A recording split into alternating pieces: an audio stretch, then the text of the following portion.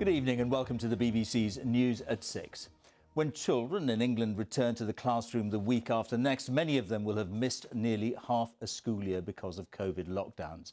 Today, the government has announced an extra £400 million on top of £300 million announced last month for what's being described as a catch-up programme. Out of that, £302 million will be for primary and secondary schools to spend on their most disadvantaged pupils.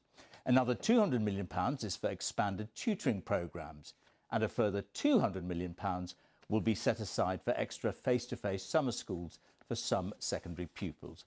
Teaching unions and heads have described the extra cash as a good start, but say there needs to be a longer-term strategy. Our education editor, Bramwell Jeffries, has been to 2 schools in the West Midlands. Are we ready? What's our first sound? Oi! Oi! Nice and loud. Oi! A haven for children as families struggle on. At this school, almost half the pupils qualify for extra funding, but this crucial start to learning has been badly disrupted. A 3-year-old has had 1 year of their life mainly in the home, and to try and develop language from that, we need them to get out and about and experience it. We can make plans for a 6-week summer holiday, we can add enrichment with some of the money that they've said, but to get high quality staff and high quality experiences for those children, we need to make it a longer term commitment. Tonight, the Education Secretary said if children need help, they'll get it. Is that a promise that parents can hold you to? Schools have always delivered for all children right across the country, and the reason that we've given such a broad range of tools for schools to be able to bring to bear to help children, we'd hope that that would be able to meet the needs of all children, whatever their background. For the very youngest children, it's not so much about loss of learning, but about all those many milestones in independence that school helps them develop. Being able to sit quietly and listen, the social skills they need to communicate.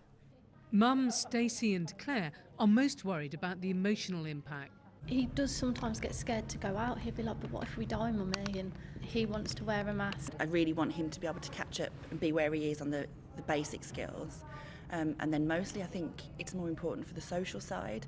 He just wants to see his friends. I really worry about their confidence levels. Everything wasn't basically focused around money. Year 11 pupils at this school are already getting tutoring. There's a bit more money today for this kind of help.